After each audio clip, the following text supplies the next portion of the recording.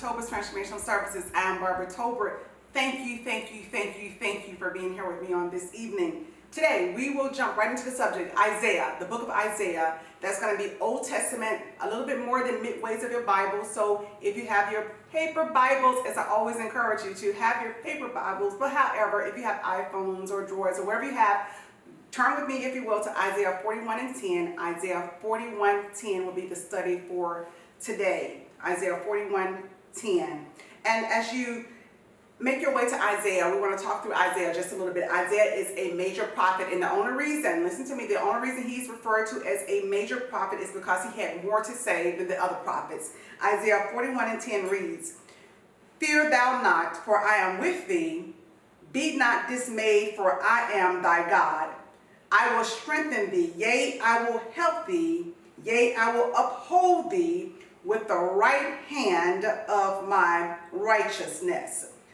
What are we talking about in this particular verse? Here they are, the people. Isaiah is talking to the people here, there in southern Israel. Northern Israel had already been evaded by the Assyrians. And so Isaiah is telling the people, he says, look, I know it sounds rough. I know it sounds like the impossible has happened, but we must not turn away from God. He's saying, don't be dismayed. In other words, he's saying, don't look like you've already been defeated to your enemies. He says, look like you have something to fight about. Look like you have something to fight with. Look like you have something to fight for, and somebody who is fighting with you, who is God.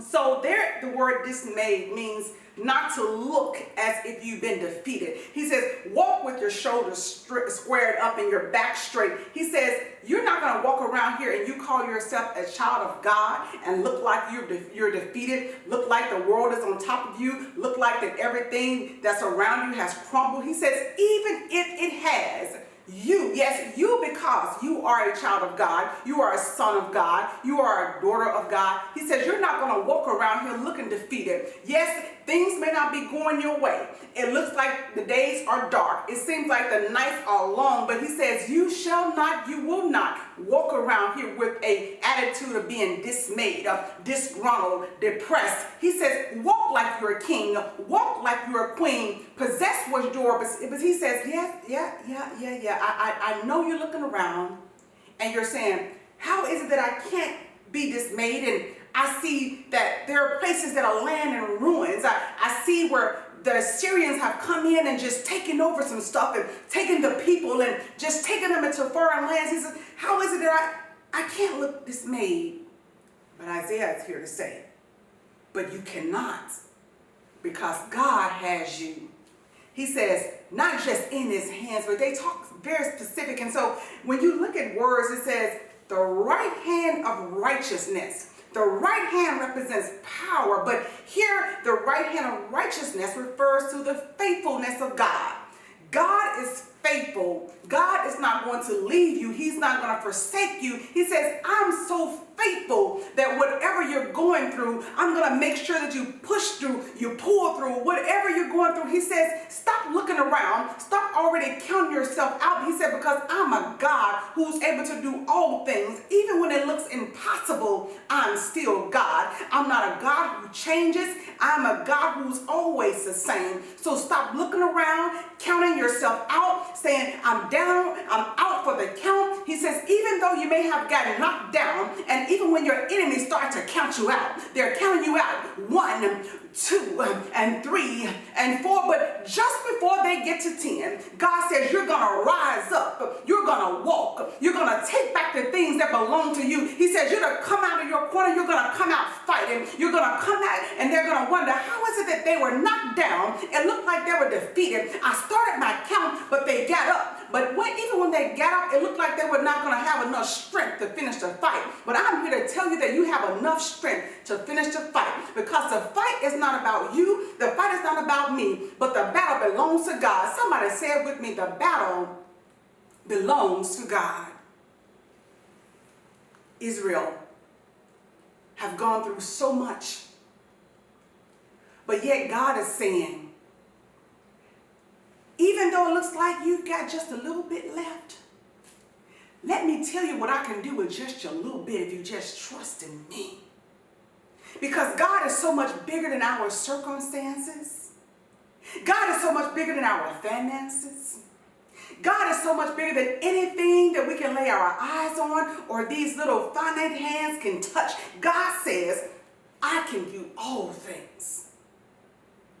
So I know it seems like the world is turning against us.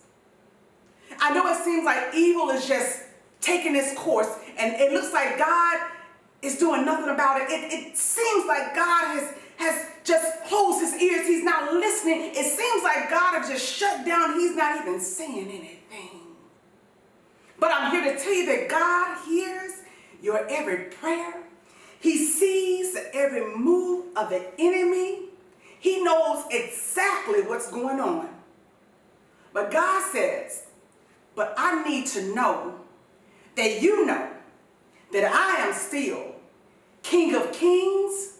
I am still Lord of Lords. He needs us to know he's still sitting on the throne.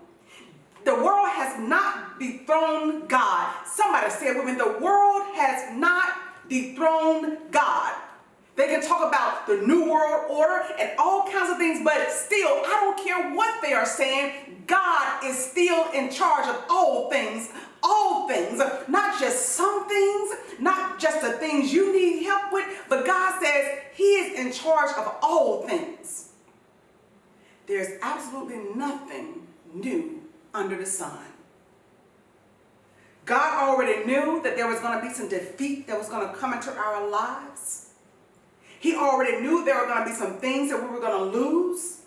Not just things, but even people that we were going to lose. Yes, the very people that you thought were going to be right there, the very people that I thought were going to be right there, when you look beside them, you realize they're not here. Oh, she left me. Oh, he left me. Or perhaps they left me. But I say to you that we give whoever they is, we give them too much power. Whoever they are, we give them too much attention. Whoever they are, we are talking too much about them. Whoever they are don't have power like God. So I tell you, people of God, under the sound of my voice, know that God is with you.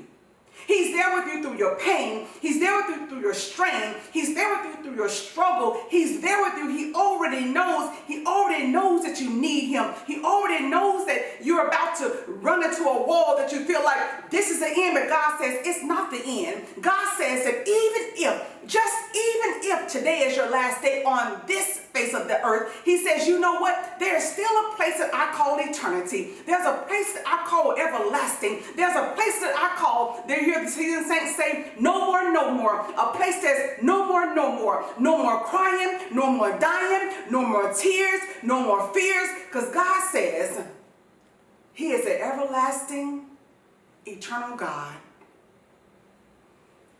And we fear sometimes because we can't see him, we can't touch him, but he's always there in our every move. Every day of awakening, he's always right there.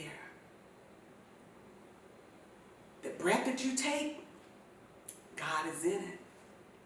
The step that you make, God is in it. And even your decisions, if you allow God to be in them, he's in them. Because the Bible tells us to seek ye first. A lot of us don't want to admit it, but a lot of times we seek self first. We seek our spouse first. We seek our friends first. But God says, seek ye first the kingdom of God. And he says, all the stuff that you're grasping out of, you're reaching after, you're groping after, he says, I'll add those things unto you if they come under the kingdom of God. So it's all about decent and order. But he's saying, don't fear. Don't be dismayed. Stop looking at things that are falling around you, because God says, I'm still here. I'm still here. Not only am I here, but I have you in my right hand of righteousness. My right hand of faithfulness. So I say to you, my sisters and my brothers, hold on. Be strong. Because God is faithful to deliver you from any problem that you have. Because there's nothing that's too hard for God. For someone who's under the sound of my voice, who does not know Jesus Christ, who have not received him into your life, know that he lived, he died, and he yet is seated on the right hand. There's the right hand again. The right hand of the Father in glory. Pleading for your case and my case. Affirm it, believe it, confess it. And you shall be saved. This has been the anointed word of God for the people of God. I pray that this word has been a blessing for someone. If you need more clarity, remember, there's a subscribe button there on my YouTube page. Hit that subscribe button. I'll be waiting for you. I love you. I love you. I love you. And there is absolutely nothing you can do about it. Be blessed. Be well. Until next time, take care.